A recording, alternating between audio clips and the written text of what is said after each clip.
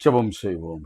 அன்பும் இரக்கமுள்ள பரலோக தகப்பனே, மனமகிழ்ச்சியான இந்த காலை வேலைக்காக நன்றியோடு ஸ்தோத்திரம். எல்லாம் சேர்ந்து கர்த்தருக்கு நன்றி செலுத்துங்க பார்க்கலாம். ஆண்டவரே உமக்கு நன்றின்னு சொல்லுங்க. தகப்பனே உமக்கு ஸ்தோத்திரம்னு சொல்லுங்க. சர்வ வல்லவரே உமக்கு நன்றின்னு சொல்லுங்க. பரிசுத்த ஆவியானவரே உமக்கு ஸ்தோத்திரம்னு சொல்லுங்க. நாங்கள் நிற்பதும் நிர்மூலமாக இருப்பதும் கர்த்தருடைய கிருபையேன்னு சொல்லுங்க. உம்முடைய இரக்கங்களுக்கு முடிவில்லை, அவை காலைதோறும் புதிதாக இருக்கிறதுக்காக ஸ்தோத்திரம்னு சொல்லுங்க. ஏதேனிலே ஆதாம் ஏவாளை விசாரிக்க பகலின் குளிர்ச்சியான வேலையில, அதாவது அதிகாலையில தேடி வந்தீரே. அதிகாலையினை தேடுகிறவன் என்னை கண்டறிவான் சொன்ன வார்த்தையின்படியே யோபுவின் வீட்டை விசாரிக்க அதிகாலையிலே வந்தவரே, கர்த்தர் இப்பொழுதும் எங்களையும் விசாரிக்க வந்திருக்கிறபடினால் நமக்கு ஸ்தோத்திரம். அவர் நம்மை விசாரிக்கிறவரானபடினால் நம்முடைய கவலைகள் எல்லாம் அவர் மீது நாம் வைத்து விடுவோம். ஸ்தோத்திரத்தோடு கூடிய ஜெபத்தினாலும் விண்ணப்பத்தினாலும் அவரை தேடுவோம். அப்பொழுது அவர் பரலோகத்திலிருந்து நமக்கு பதில் கொடுப்பார். ஆண்டவர், நீர் கொடுத்த கணவன், மனைவி, பிள்ளைகள், பேர பிள்ளைகள், அப்பா, அம்மா, உடன்பிறப்புகள், வேலை, ஊழியம், உயர்வு, ஊதியம், நிலன், புலன், வீடு, வாசல், அனைத்துக்காக, வாகனத்துக்காக நமக்கு நாங்கள் நன்றி செலுத்துகிறோம். கர்த்தரை நடத்தினீர், நடத்துகிறீர், நடத்த போகிறீர். அதுக்காக ஸ்தோத்திரம். இயேசுவின் நாமத்திலே இந்த நாளை உடைய பாதத்திலிருந்து துவங்குகிறோம். நீங்க பேசுங்க, நாங்கள் கேட்கிறோம். இந்த வார்த்தையை கேட்டு நடக்க உதவி செய்யுங்க. இயேசுவின் நாமத்தில் பிதாவே, ஆமென். இது மனுஷரின் மத்தியில் தேவாதி தேவன் வாசம் செய்கிறாரே. இதோ மனுஷரின் மத்தியில் தேவாதி தேவனே வாசம் செய்கிறாரே. இதோ மனுஷரின் மத்தியில் தேவாதி தேவனே வாசம் செய்கிறாரே. தேவன் தாபரிக்கும் ஸ்தலமே, தம் ஜனத்தாரின் மத்தியிலாம். தேவன் தாபரிக்கும் ஸ்தலமே, தம் ஜனத்தாரின் மத்தியிலாம். தேவன் தாம் அவர்கள் தேவனாயிருந்து கண்ணீர் யாவையும் துடைக்கிறாரே. தேவன் தாம் அவர்கள் தேவனாயிருந்து கண்ணீர் யாவையும் துடைக்கிறாரே. இதோ மனுஷரின் மத்தியில் தேவாதி தேவனே வாசம் செய்கிறாரே. தேவ ஆலயமும் அவரே, தூய ஒளி விளக்கும் அவரே. தேவ ஆலயமும் அவரே, தூய ஒளி விளக்கும் அவரே. ஜீவனாலித்தம் ஜனங்களின் தாகம் தீர்க்கும் சுத்த ஜீவநதியும் அவரே. ஜீவனாலித்தம் ஜனங்களின் தாகம் தீர்க்கும் சுத்த ஜீவநதியும் அவரே. இதோ மனுஷரின் மத்தியில் தேவாதி தேவனே வாசம் செய்கிறாரே. மகிமை நிறை பூரணமே, மக பரிசுத்த ஸ்தலம் அதுவே. மகிமை நிறை பூரணமே, மக பரிசுத்த ஸ்தலம் அதுவே. என்னும் துதியுடனே அதன் வாசல் உள்ளே எந்தன் பாதங்கள் நிற்கின்றதே. என்னும் துதியுடனே அதன் வாசல் உள்ளே எங்கள் பாதங்கள் நிற்கிறதே. இதோ மனுஷரின் மத்தியில் தேவாதி தேவனே வாசம் செய்கிறாரே. முன்னோடியாய் இயேசு பரன் மூலைக்கல்லாகி சீயோனிலே. முன்னோடியாய் இயேசு பரன் மூலைக்கல்லாகி சீயோனிலே. வாசம் செய்திடும் உன்னத சிரமதை வாஞ்சையோடு நான் நாடிடுவோம். வாசம் செய்திடும் உன்னத சிகரமதை வாஞ்சையோடு நாம் ஆடிடுவோம். இதோ மனுஷரின் மத்தியில் தேவாதி தேவனே வாசம் செய்கிறாரே. இதோ மனுஷரின் மத்தியில் தேவாதி தேவனே வாசம் செய்கிறாரே. உள்ள கைகளை உயர்த்தி ஆண்டவர் நோக்கி நாம் ஜெபிப்போம். ஆண்டவரை நிற்க பலனில்லை. சொல்லுங்க, யோசுபாத்தை போல சொல்லுங்க, நிற்க பலனில்லை. எங்கள் கால்கள் தள்ளாடுகிறது.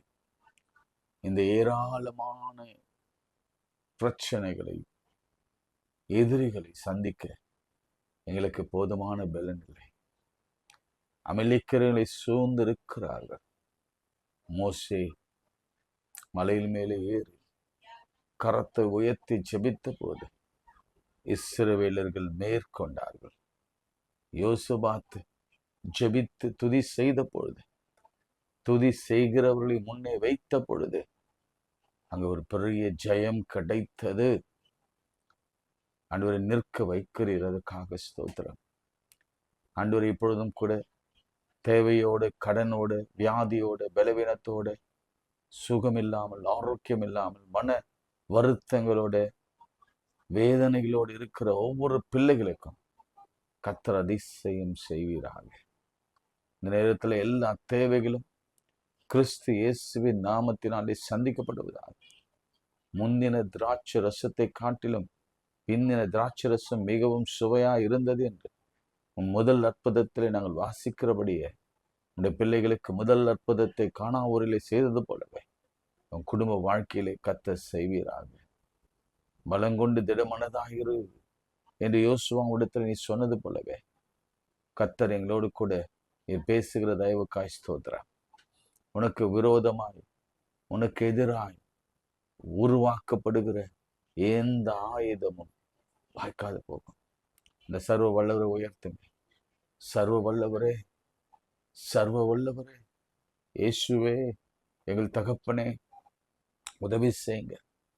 கணவனுக்கு உதவி, மனைவிக்கு உதவி, பிள்ளைகளுக்கு உதவி, பெற்றோருக்கு உதவி, திருமணத்தில் உதவி, குழந்தை பேற்றில கர்த்தருடைய உதவி எங்களுக்கு சகாயமாய் இறங்கி வரட்டும். ஒத்தாசை இப்பொழுதே ஒவ்வொரு சரீரத்திலும் தொடட்டும். எல்லா வியாதிகள், பலவீனங்கள் மறையட்டும். எல்லா நோய் கிருமிகள் அழிக்கப்படட்டும். எல்லா செல்கள் இயேசுவின் நாமத்தில், கேன்சர் செல்கள் இயேசுவின் நாமத்தில் மறைந்தே போகட்டும். எல்லா சரும வியாதிகள், வெடிப்புகள், சரும நோய்கள், தோல் நோய்கள் இயேசுவின் நாமத்தில் குணமடையட்டும். பார்த்து கொண்டிருக்கின்ற பொழுதே, செபித்து கொண்டிருக்கும் பொழுதே கட்டிகள் மறையட்டும் இயேசுவின் நாமத்தினாலே. கடன்கள் அடைக்கப்படட்டும். வேலைக்கான உத்தரவாதம் வரட்டும். மாறுதலுக்கான பெரிய ப்ரமோஷன் கிடைக்கட்டும் இயேசுவின் நாமத்தினாலே. உங்களை தாழ்த்தியுமே உயர்த்துகிறோம். நீர் ஒருவர் மாத்திரம் மகிமைப்படுவீராக. அநேக தேவைகள் உண்டு ஆண்டவரே. கர்த்தர் தேவைகளை சந்திக்கிறவர். ஆண்டவரே, அநேக அட்மிஷனுக்காக ஜெபித்து கொண்டிருக்கிறார்கள். கர்த்தர் இப்பொழுதே அவர்களுக்கு வேண்டிய அட்மிஷனை, வேண்டிய கல்லூரியில கர்த்தர் கொடுத்து ஆசீர்வதிங்க. பணத்தை கட்டுகிற கிருபையை தொடுத்து இந்த டியூஷன் ஃபீஸ், காலேஜ் ஃபீஸ் கட்டும்படியான கிருபையை தந்து நீர் ஆசீர்வதிக்க வேண்டும் என்று இயேசுவின் நாமத்தில் ஜெபிக்கிறோம் நல்ல பிதாவே, ஆமென். பிரியமானவர்களே, நம்ம தொடர்ச்சியாக சில காரியங்களை நாம் பார்த்து வருகிறோம். அதில் முதலாவது, நம்ம கடந்த வாரத்தில் மதர்ஸ் டே தொடங்கி ஒரு வாரம் முழுவதும் மதர்ஸ் பற்றி நம்ம பார்த்தோம். அப்புறம் ஃபாதர்ஸ் நான் ஆரம்பித்தோம். ஆவியானவர் இதில் பேரண்ட் அப்படின்னு நம்ம எடுத்துக்கலாம். ஃபாதர்ஸ் என்பதை விட பேரண்ட்டுக்கான ஆலோசனைகளை கர்த்தர் கொடுக்க பிரியப்படுகிறபடினால நம்ம காது கொடுத்து கேட்போம். ஏன்னா இது மிக மிக மிக முக்கியமான ஒரு வாழ்வியல் சம்பந்தமான ஆலோசனைகளை ஆவியானவர் கொடுக்க பிரியமாக இருக்கிறார். இன்னைக்கு நிறைய குடும்பங்களில தகப்பனுடைய ஸ்தானம், குடும்ப தலைவன் என்கின்ற ஸ்தானம், அவர் செய்ய வேண்டிய கடமைகள், ரெஸ்பான்சிபிலிட்டி, அதெல்லாம் இல்லாமல் எனக்கு ரொம்ப தெரிஞ்ச நெருங்கினவர்கள் குடும்பங்களில் திருமணமே நடக்காம 40 வயது வரைக்கும் கிட்டத்தட்ட 3 பிள்ளைகள் திருமணம் ஆகலை. ஒரு பிள்ளைக்கு திருமணம் ஆகி அது சின்ன பிரச்சனை ஆகி, இல்லை, நான் ஒரே ஒரு சின்ன உதாரணம் மாத்திரம் உங்களுக்கு சொல்கிறேன். கணவன் மனைவியுடைய சின்ன சின்ன சின்ன ஒரு சின்ன பிரச்சனைக்கு அவங்க அம்மா போய் கூட்டிட்டு வந்துட்டாங்க. ஸோ நான் சொல்றது ஒரு சின்ன எக்ஸாம்பிள் தான். ஒரு தகப்பன் எவ்வளவு தலைமைத்துவத்தோடு இருக்க வேணும்ல. ஏற்ற சமயத்துல மனைவிக்கு செய்ய வேண்டியதை, ஏற்ற சமயத்துல பிள்ளைகளுக்கு வேண்டியதை, கல்வி, அதுக்கப்புறம் வேலை, அதுக்கப்புறம் திருமணம், அதுக்கப்புறம் பிறப்பிள்ளைகள், அதுக்கப்புறம் அவங்களுக்கு வேண்டிய வசதிகள். அதே மாதிரி இவர்கள் வாழ்கின்ற பொழுதும் கூட இவங்க வாழ்வு எப்படி அமைத்துக் கொள்வதை குறித்து சிந்திக்காத சில கணவன்கள், தகப்பன்கள் இருப்பதனால ஆவியானவர் இந்த காலையில நம்மோடு கூட பேசிக்கொண்டிருக்க. ஒருவேளை நம்ம ஆண்களா இருக்கோம்னா நீங்க இந்த தவற்றை உணர்ந்து கொள்கிற ஒரு வாய்ப்பு கிடைக்கும். ஒருவேளை அம்மாமார்களா இருப்பீங்கன்னா நீங்க தயவு செய்து உங்க கணவனுக்கு, உங்க பிள்ளைகள், உங்க அப்பாவுக்கு நீங்க ஜெபம் பண்ணுங்க. பொறுப்புள்ள ரெஸ்பான்சிபிளான பேரண்டா, அப்பாவா எப்படி அவரை நாம் மாற்றுவது? ஏனென்றால் ஒரு அப்பா அவர் சரியா இருந்தா தான் மகன் அந்த பொறுப்போடு கூட அவன் செயலாற்றுவான். ஏன்னா அது அப்படியே வடி வடியாக வருகிறது. எனவே good father and bad father, an example of good father and bad father in the Bible. அதுதான் இந்த ஒரு வருகிற கர்த்தருக்கு சித்தமானால் ஒரு 2-3 நாட்கள் நம்ம பார்க்க போகிறோம். இன்ட்ரெஸ்டிங்காக இருக்கும். ஃபாதர், அப்பானை பற்றி நான் உங்களுக்கு ஆரம்பத்திலே சொன்னேன். கடவுள் தான் நமக்கு அப்பா என்று நான் சொன்னேன். இயேசு கிறிஸ்து அதை கடைசியில் உயிர்த்தெழுந்து அவர் போகும் பொழுது பிள்ளைகளே என்று தான் சீஷர்களை அழைத்து அந்த அப்பா ஸ்தானத்தை அவர் திரும்பவும் அவர்களுக்கு கற்றுக் கொடுத்து போனார். சரி, திருமறையில் ஃபர்ஸ்ட் ஃபாதர் பற்றி பேசலாம். நீங்களும் என்னோட கூட தியானிக்கணும். அதுதான் இந்த காலை வேளையில மெடிடேஷன் தான். கர்த்தருடைய வேதத்தை இரவும் பகலும், வேதத்தில் இரவும் பகலும் தியானமா இருக்கிற மனுஷனே பாக்கியவான். ஆமென் சொல்லுங்க. எனக்கு ஆண்டவர் பாக்கியவான்களாக, பாக்கியவதிகளாக தான் நம்மளை உருவாக்கி இருக்கிறார். இந்த 1/2 மணி நேரம் கர்த்தருடைய வார்த்தையை நம்ம தியானிக்கின்ற பொழுது பாக்கியமும் நன்மையும், கிருபையும் நன்மையும், குட்னஸ் அண்ட் மர்சி நம்மை தொடர போகிறது. ஆமென். சரி, first father Adam, first mother Eve, ஆதாம் ஏவாள். ஆனா இந்த அப்பா அம்மா என்ன எக்ஸாம்பிள் நம்ம வைத்து போனாங்க அப்படின்னு பார்த்தீங்கன்னா, நிச்சயமாக இட்ஸ் அ ஃபெயிலியர். ஒரு நல்ல பொறுப்புள்ள ஒரு தாயாக ஏவாள் இருக்கவில்லை. நல்ல ஒரு பொறுப்புள்ள தகப்பனாக ஆதாம் இருக்கவில்லை. ஆதாம் இடத்துல வசனங்களை நான் சொன்னா உங்களுக்கு நேரமாக உங்களுக்கு தெரிஞ்சதுனால நான் திரும்ப அந்த வசனங்களை அந்த வசனத்தை எடுக்காம அந்த வசனத்தை நான் மனப்பாடமா சொல்லி விடுறேன். ஆண்டவர் படித்த பிறகு ஆதாம அவனுக்கு தேவையானது எல்லாவற்றையும் ஃபர்ஸ்ட் அவர் படைச்சிட்டார். அதன் பிறகுதான் ஆதாம உருவாக்கினார், ஏவாளை உருவாக்கினார். 7ஆம் நாள் ஓய்ந்திருந்தார். அப்போ அந்த அப்பாவை பற்றி நம்ம முதல்ல தெரிஞ்சுக்கணும். ஒரு பிள்ளை இந்த உலகத்துல பிறக்க முன்பே அல்லது அந்த பிள்ளைக்கு ஒரு திருமணம் நடந்தா அந்த பிள்ளை பிறக்கும் என்று அறிந்த பரம தகப்பன் இந்த கிரியேஷன் ஸ்டோரியிலே ரொம்ப அழகா நேர்த்தியா எல்லாவற்றையும் படைத்தார். அவனுக்கு வேண்டிய உணவு, அவனுக்கு வேண்டிய ஷெல்டர், அவனுக்கு வேண்டிய வேலைகள் என்னென்ன செய்யணும் அவர் சொன்னார். எல்லாவற்றையும் படைத்துட்டு அதை பண்படுத்தவும் பாதுகாக்கவும் அவர்களுக்கு ஒரு ரெஸ்பான்சிபிலிட்டி கொடுக்கிறார், கட்டளை கொடுக்கிறார். என்ன செய்யணும்? வேலை செய்யணும். தகப்பன் வேலை செய்யணும், தாயும் வேலை செய்யணும். 2 பேருக்கு தான் அந்த ரெஸ்பான்சிபிலிட்டி கொடுத்தார். என்ன சொன்னார்னா, நீங்க பண்படுத்தி பாதுகாக்க வேண்டும். அதனால எல்லா தலைவனும், எல்லா குடும்ப தலைவனும், குடும்ப தகப்பனும், ஃபாதர், அவங்க முதல் வேலை என்னன்னா ஆண்டவருடைய கட்டளையின்படியே வேலை செய்யணும். நம்ம நிறைய பார்க்குறோம்ல, வேலை செய்யாதவங்க சாப்பிடவே கூடாது அப்படின்னு நமக்கு பைபிள் கற்றுக் கொடுக்கிறது. நான் ஆவியில உணர்றேன், சில பேரண்ட்ஸ், சில தகப்பன் வேலைக்கே போக மாட்டான். நான் வீட்டிலே இருப்பேன். எனக்கு தெரியும், நான் நிறைய ஆலயங்களில் பணியாற்றுவதனால சிலர் சில சில காரியங்களோடு இருப்பாங்க. நான் இல்லை அந்த வேலை கிடைக்கிற வரைக்கும் நான் வேலைக்கு போக மாட்டேன், அல்லது இந்த வேலையை விட்டு என்னை எடுத்துட்டாங்க, இனி நான் தேட மாட்டேன். இனி அது ஒரு டிப்ரெஷன்ல போயிடுவாங்க. இன்னைக்கு ஆவியானவர் சொல்றார், உனக்காக வாசல்கள் திறந்திருக்கும் பொழுது நீ உன் மனதை திறந்து ஒரு அடி எடுத்து வை. கர்த்தர் கொடுத்த கட்டளையின்படியே நீ என்ன செய்யணும்? பண்படுத்தணும், பாதுகாக்கணும்.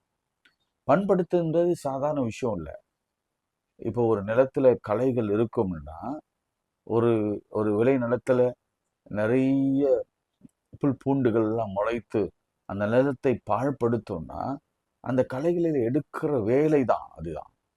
அப்போ அது வந்து குடும்பத்துக்கு கூட பொருந்தும். குடும்பத்தில் இருக்கிற களைகளும் கூட நீக்க வேண்டும். பிள்ளைகள் இடத்துல இருக்கிற களைகளை நீக்க வேண்டும். பிள்ளைகளையும் பண்படுத்தணும், பிள்ளைகளையும் பாதுகாக்கணும். அதுதான் அப்பாவுடைய கடமை. பண்படுத்தணும், பாதுகாக்கணும். படைப்பை மாத்திரமல்ல, அவன் வயிற்றில் பிறக்க போகிற பிள்ளைகளையும் தான். அதனாலதான் நான் ஆரம்பத்திலே சொன்னேன், ஆடம் ஒரு ஃபாதர். அந்த ஃபாதர் ரொம்ப வாழ்க்கையில தோற்று போன ஒரு ஃபாதர். ஏன் சொல்றேன்னா, அவருக்கு பிறந்த 2 பிள்ளைகள், 2 பிள்ளைகள் மத்தியில ஏற்பட்ட பெரிய குழப்பம். அதுல ஒரு பிள்ளை மர்டரா மாறுறான், கொலைக்காரனாக மாறுறான். யாரு? காயன். ஆபேலை கொண்டு போடுகிறான். பிரியமானவர்களே, அப்பா சரி இருந்தா ஏன் பிள்ளைகள் ஒருவன் அடித்து மாண்டு போகிறார்? அப்ப அப்பாவுடைய வளர்ப்பு அங்க சரியில்லை. Parenting is not good. அப்ப பேரண்டிங் சரியா இருக்கணும்னா கர்த்தரிடத்துல தான் கேட்டு பெற்றுக்கொள்ள வேண்டும். கர்த்தாவே, என் பிள்ளைகளுக்கு எப்படி மாதிரியா நான் இருக்க முடியும்? என் பிள்ளைகளை எப்படி நான் நல்வழிப்படுத்த முடியும்? சரிங்க, இப்ப பாருங்க, பிள்ளைகள் இடத்துல அன்பு செலுத்துவது என்பது ஓகே தான். அதே பிள்ளைகள் இடத்துல கண்டிப்பும் காண்பிக்க வேண்டும். பிறம்பை எடுக்காதவன் நல்ல ஒரு தகப்பனாகவே இருக்க முடியாது. நீங்க கண்டிக்க வேண்டும். நிறைய இடங்களில கண்டிக்க வேண்டும். சில நேரத்துல ரொம்ப அன்பா நடக்கிறேன் அப்படின்னு நினைச்சு பிள்ளைகளை நம்ம கெடுத்து வைத்திருக்கிறோம். ஸோ ஃபர்ஸ்ட் பேரண்டே தோற்று போனாங்க. அதுல வந்து ஒருத்தன் மர்டரா மாறுறான், அது உங்களுக்கு தெரியும். சரி, நம்ம அடுத்த ஒரு பேரண்ட குறித்து நம்ம பார்க்கலாம். அப்போ ஆதியாகமம் 5ஆம் அதிகாரத்துல 18ஆம் வசனத்துல ஒரு பேரண்ட குறித்து பார்க்கலாம். யாரேத் 162 வயதான பொழுது ஏனோக்கை அவன் பெற்றான். அப்படியே 21ஆம் வசனம் வாசிங்க. ஏனோக்கு 65 வயதான போது மெத்துசாலாவை பெற்றான். எத்தனை வயசுல? 65 வயசுல. ஏன் அவ்வளவு டிலே தெரியல. சரிங்களா? ஏனோக்கு மெத்துசாலாவை பெற்று பின் 300 வருஷம் தேவனோடு சஞ்சரித்து கொண்டிருந்து குமாரன் குமாரத்தை பெற்றான். ஏனோக்குடைய நாளெல்லாம் 365 வருஷம். ஏனோக்கு தேவனோடு சஞ்சரித்து கொண்டிருக்கையிலே காணாமல் போனான். தேவன் அவனை எடுத்துக்கொண்டார். மெத்துசாலா 187 வயதான போது லாமேக்கை அவன் பெற்றான். எவ்வளவு? 187 வயதான பொழுது அவன் லாமேக்கை பெற்றான். லாமேக்கு பின் 782 வருஷம் உயிரோடு இருந்து குமாரன் குமாரத்திலே பெற்றான். மெத்துசோலாவின் நாளெல்லாம் 969 வருஷம் அவன் மரித்தான்.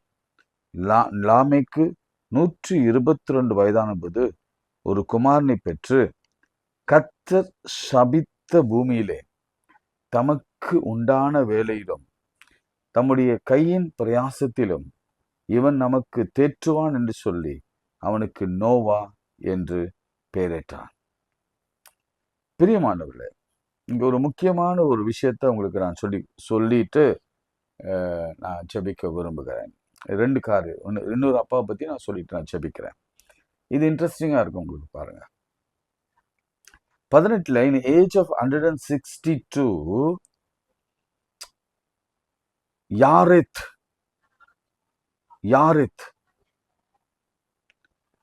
162 வயதான போது ஏனோக்கை பெற்றான். யாரெத் அப்படின்னா என்ன அர்த்தம்னா, at his death comes a judgment அப்படின்னு அர்த்தம். at his death comes a judgment என்று அர்த்தமா யாரெத் அப்படின்னா. இப்ப யோசிச்சு பாருங்க, ஆண்டவர் ஒரு தீர்க்க தரிசனமா சில காரியங்கள் சொல்றார். ஒரு பிள்ளையை பற்றி சொல்றார். இந்த பிள்ளை மரிக்கும் பொழுது நியாய தீர்ப்பு வெளிப்படும். நல்லா கவனிச்சு, இது நான் கொஞ்சம் ரிலேட் பண்ண விரும்புகிறேன். எந்த காலத்துல இது இந்த இந்த இந்த வாக்குத்தத்தம் நிறைவேறிற்று. ஒவ்வொரு தகப்பனும் தம் பிள்ளை எப்படிப்பட்டவன் என்பதை கர்த்தர் உணர்த்துவதை நம்ம புரிந்து கொள்ள வேண்டும். இங்க கர்த்தர் ரொம்ப தெளிவா சொல்றாரு, இந்த பிள்ளை மரிக்கும் பொழுது நியாய தீர்ப்பு வெளிப்படும். அப்போ ஒரு தகப்பன் தான் பிள்ளை, அவனுக்குள்ள ஒரு பயம், ஒரு நடுக்கம் இருக்கும். ஐயோ, எப்ப மரிப்பான்னு தெரியலையே. ஒருவேளை 10 வயதுல மரிச்சா அது எவ்வளவு பெரிய கொடுமையா இருக்கும். 20 வயதுல, 30 வயதுல, 40 வயதுல, 60 வயதுல, நல்லவேளை அவன் 160 வயது வரைக்கும் அவன் வாழ்ந்தான். பயத்தோடு வாழ்ந்தான். ஒவ்வொரு நாளும் தகப்பன் தான் பிள்ளைக்காக பயந்து பயந்து பயந்து வாழ்ந்தான். நீதிமொழிகள் 22:6 சொல்லுகிறது, train up your child in the way he should grow. உன் பிள்ளைய வளர்க்க வேண்டிய விதத்துல வளர், அவன் முதிர் வயதிலும் அதை விடாதிருப்பான். அப்போ ஒரு பிள்ளை சபிக்கப்பட்டவன் அல்லது ஒரு பிள்ளையின் மரணத்துல ஒரு ஜட்ஜ்மெண்ட் வரும்னா, பிள்ளையின் ஒரு எதிர்காலத்துல பற்றிய ஒரு சிந்தை ஒரு தகப்பனுக்கு இருக்க வேண்டும். இல்ல, அவன் சாகாம உயிரோடு இருக்கணும். அதுதான் ஒரு தகப்பனுடைய குறிக்கோளாக இருக்கணும். ஒவ்வொரு பிள்ளையும் நல்லா வாழ்ந்து நீடித்த ஆயுசு நாட்களோடு கூட பிள்ளைகளின் பிள்ளைகளை பார்த்து அவங்க மரிக்கணும் என்ற ஒரு ஆசை எல்லாருக்கும் இருக்கணும். இதுல பாருங்க, எல்லாம் பார்த்தீங்கன்னா உங்களுக்கு எத்தனை வருஷம் வந்திருக்கிறாங்க. ஏனோக்கு 665 வயதான பொழுது மெத்துசோனாவை பெற்றான். ஏனோக்கு மெத்துசோனாவை பெற்ற பின்பு 300 வருஷம் தேவனோடு சஞ்சரித்து கொண்டிருந்தான். எல்லாரும் பார்த்தா உங்களுக்கு தெரியும் எத்தனை வருஷம்லாம் உயிரோடு வாழ்ந்தாங்க அப்படின்னு சொல்லிட்டு. ஏனோக்கு நாளெல்லாம் 365 வருஷம் ஏனோக்கு தேவனோடு சஞ்சரித்து கொண்டையில காணாமல் போனான். தேவன் அவனை எடுத்துக்கொண்டார். பிரியமானவர்களே, கர்த்தர் நீடித்த நாட்களால் உங்களை திருப்தி ஆக்கி ரட்சிப்பை காணும்படி செய்வார். கர்த்தர் தகப்பனுக்கு கொடுத்த ஆசீர்வாதம் என்னன்னா 128, நீ உன் பிள்ளைகளின் பிள்ளைகளை காண்பாய், இஸ்ரவேலிற்கு உண்டாகும் சமாதானத்தை காண்பாய். உன் பிள்ளைகள் எல்லாம் கர்த்தரால் போதிக்கப்பட்டிருப்பார்கள். உன் பிள்ளைகளின் சமாதானம் பெரிதாயிருக்கும். உன் பிள்ளைகள் உன் வீட்டோரங்களில் கனி தரும் திராட்சை கொடியை போல, உன் பந்தியை சுற்றிலும் ஒலிவ மர கன்றுகளைப் போல உன் மனைவியும் பிள்ளைகளும் இருப்பார்கள். அதற்கேற்ற விதமாய் நம்ம பிள்ளைகளை வளர்க்க வேண்டும். இதுல முக்கியமா நான் சொல்ற விஷயம் என்னன்னா, இந்த ஜாரெட் மெத்துசாலா அப்படின்ற இந்த வார்த்தை, at his death comes judgment. அதை நீங்க புரிஞ்சுக்கோங்க. நீங்க பைபிள்ல கொஞ்சம் டிக்ஷனரி எடுத்து அந்த வார்த்தைக்கு அர்த்தத்தை புரிஞ்சுக்கோங்க. இந்த வாக்குத்தத்தம் எப்ப நிறைவேறுதுன்னா, நோவா காலத்துல நிறைவேறுகிறது. இப்ப நோவா பற்றி நான் கொஞ்சம் பேசிட்டு நான் ஜெபிக்க விரும்புகிறேன். நல்ல ஃபாதர் அவரு. இந்த நோவா தேவ 6ஆம் அதிகாரத்துல வசனம் 8ஆம் வசனம் பாருங்க. நோவாவுக்கு கர்த்தருடைய கண்களில் கிருபை கிடைத்தது. நோவாவின் வம்ச வரலாறு நோவா நோவா தன் காலத்தில் இருந்தவர்களுக்குள்ளே நீதிமானும் உத்தமனுமாய் இருந்தான். நோவா தேவனோடு சஞ்சரித்து கொண்டிருந்தான். இந்த ரெண்டு அதிகாரம் 5ஆம் அதிகாரம் 6ஆம் அதிகாரத்துல நீங்க வாசித்தீங்கன்னா, பிதாக்கள் எல்லாம் தேவனோடு சஞ்சரித்து கொண்டிருந்தார்கள். இப்பெல்லாம் அப்போ வேதாகமம் இல்லை, கற்பனைகள் இல்லை, கட்டளைகள் இல்லை. ஆனாலும் தேவனோடு கூட சஞ்சரித்து கொண்டிருந்தார்கள். அதனாலதான் அவருடைய பிள்ளைகளை அவர்கள் வளர்க்க கர்த்தர் அவர்களுக்கு போதுமான ஞானத்தை கொடுத்து அவர் ஆசீர்வதித்தார். இந்த நோவா பற்றி நம்ம பார்க்கும் பொழுது, நோவாவுக்கு 3 பிள்ளைகள் உங்களுக்கு தெரியும், சேம், காம், யாபேத். நோவாவின் பிள்ளைகள் சேம், காம், யாபேத். அவனுக்கு 3 மனைவிகள் இருந்தாங்க, மொத்தம் 6 பேர். நோவா, அவருடைய மனைவி, மொத்தம் 8 பேர். கடவுள் அவங்கக்கிட்ட சொல்றாரு, நான் பூமியை பார்த்தேன், இதோ சீர்கெட்டதா இருந்தது, மாம்சமான யாவரும் பூமியில் தங்கள் வழிகளை கெடுத்து கொண்டிருந்தார்கள். ஆண்டவர் சொன்னாரு, இது வார்த்தையை நல்லா கவனிங்க. நோவாவின் காலம் போல திரும்ப ஒரு காலம் வரும். நம்ம அந்த காலத்தில் தான் இருக்கிறோம்னு நினைக்கிறேன்னா. ஆனா அந்த காலத்தில் இருக்கும் பொழுதே நோவாவில பெண் கொடுத்து பெண் எடுத்து சீர்கெட்டு காலத்தில் வாழ்ந்தார்கள். ஆனா நோவாவும் தேவனோடு சஞ்சரித்து நீதிமானாய் உத்தமனாய் இருந்தான். அதனாலதான் அவனை பிரசங்கித்தான், நிறைய வருஷங்கள் பிரசங்கித்தான். ஆனாலும் அந்த ஊர் மக்கள் ஒருவரும் அந்த பிரசங்கத்தை ஏற்றுக்கொள்ளவில்லை. ஆனா ஒரு நல்ல தகப்பன் தான் பிள்ளைகளுக்கு சொல்லும் பொழுது பிள்ளைகள் அதை நம்பினார்கள். ஆக்சுவலி இந்த கான்வர்சேஷன் நோவாவுக்கும் நம்முடைய பிதாவாகிய கர்த்தருக்குமே நடக்கிறது. அது முடிஞ்ச பிறகு அவன் தன்னுடைய பிள்ளைகளுக்கு அதை சொல்லியிருக்க வேண்டும். பிள்ளைகள் அப்படியே ஆமோதிச்சு, சரிப்பா, கர்த்தர் சொன்னது அப்படிதான் உண்மையாக இருக்கும், நம்ம பேழையை கட்டலாம், நாங்கள் உங்களுக்கு உறுதுணையா இருக்கிறோம். அது மாத்திரமல்ல, நல்ல தகப்பன் என்று பேர் எடுப்பதுல பெரிய விஷயம் இல்லை, நல்ல மாமனாரா பேர் எடுக்கிறது தான் பெரிய விஷயம். இந்த 3 மருமகனும் அவனுடைய பேச்சை கேட்டாங்க. பேச்சு கேட்டு நோவாவுக்கு உதவியா இருந்தாங்க. அதே போல நோவாவின் மனைவியும் நல்ல மனைவியாக இருந்தாங்க. இவன் நல்ல ஒரு கணவனா, நல்ல ஃபாதரா, நல்ல மதரா, நல்ல மாமனாரா இந்த நோவா இருந்தபடினா, நான் ரொம்ப ரொம்ப ரொம்ப மேலா நான் பேசுகிறேன், இருந்தபடினால்தான் அழிவிலிருந்து ஒரு குடும்பம் காக்கப்பட்டது. உத்தமும் சன்மார்க்கும் தேவனுக்கு பயந்து தேவனோடு சஞ்சரித்து கொண்டிருக்கிற ஒரு தகப்பனுடைய வீடு அவனுடைய உத்தமத்தினால, அவனுடைய நீதியினால, அவன் தேவனோடு கூட சஞ்சரிப்பதனால, அதாவது வேதத்தை வாசிப்பதனால, செபிப்பதனால, வேதத்தை தியானிப்பதனால அவன் குடும்பம் காக்கப்படுகிறது. இன்னைக்கு ஃபர்ஸ்ட் டே லெசன் அதுதான். ஒருவேளை ஆதாம் ஏவாள் தேவனோடு சஞ்சரித்து கொண்டிருந்தால் அவங்க எப்படி அந்த ஏதேன் தோட்டத்துல பகலின் குளிர்ச்சியான வேலையிலே கர்த்தர் சந்தித்தார். அதன் பிறகு அவர்கள் பாவம் செய்த பிறகு அவர்களை விரட்டி போனார். ஒருவேளை அவங்க கீழ்ப்படிந்திருந்தாங்கன்னா, அவங்க ஏதேன்ல இருந்திருந்தாங்கன்னா, நான் சொல்றேன், நிச்சயம் சொல்றேன், அவருடைய 2 பிள்ளைகளும் பரிசுத்த சந்ததியா இந்த உலகத்திலே வளர்க்கப்பட்டிருக்கும். கொலைகாரனா மாறி இருக்க மாட்டான்.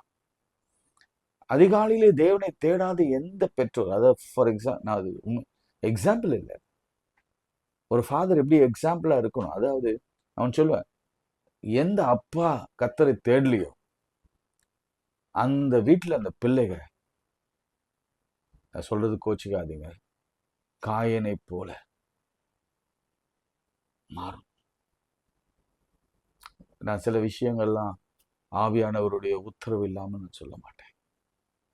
எந்த பெற்றோர், எந்த தகப்பன் கர்த்தரை தேடலையோ, கர்த்தரை அதிகாலையிலே தரிசிக்க விரும்பலையோ, அதிகாலையிலே எழுந்து முழங்காலிட்டு வேதத்தை திறந்து வாசிக்கலையோ, ஸ்தோத்திரம் பண்ணலையோ, அல்லது உபவாசிக்கலையோ, ஆலயத்திற்கு ஒழுங்காய் போகலையோ, தேவனுக்கு கொடுக்க வேண்டியதை கொடுக்கலையோ, காணிக்கை செலுத்தாமல் இருக்கிறீங்களோ, உங்க பிள்ளைகள் மேல கர்த்தருடைய பாதுகாப்பின் வளையம் எடுக்கப்படும்.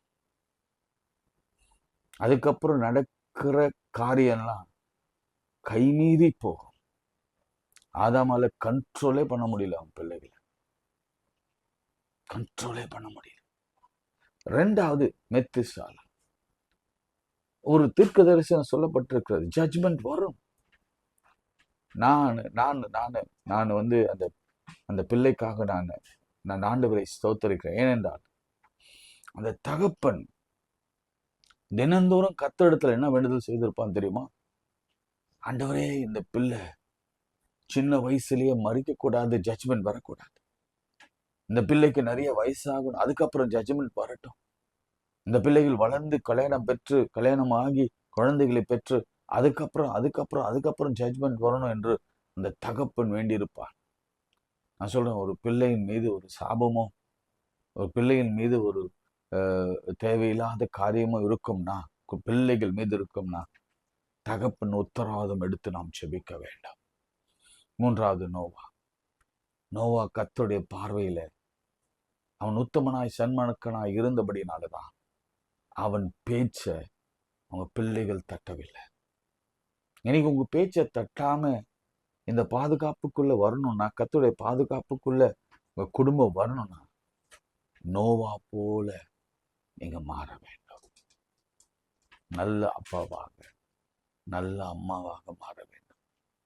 பேழை வேற ஒன்றுமில்லை. இந்த கோவிட் காலங்களில் திருப்பும் கோவிடு சொல்றாங்க, இது வீரியம் இல்லாததுன்னு சொல்றாங்க. எங்க பார்த்தாலும் மரணங்களும், எங்க பார்த்தாலும் ஆக்சிடென்ட்டும், எங்க பார்த்தாலும் ஸ்டாம்பேடிங்களும். உலகம் வந்து ஒரு போக்கில் போய் கொண்டிருக்கிறது. கர்த்தரை தேடுகள் மேலதான் அந்த பாதுகாப்பு.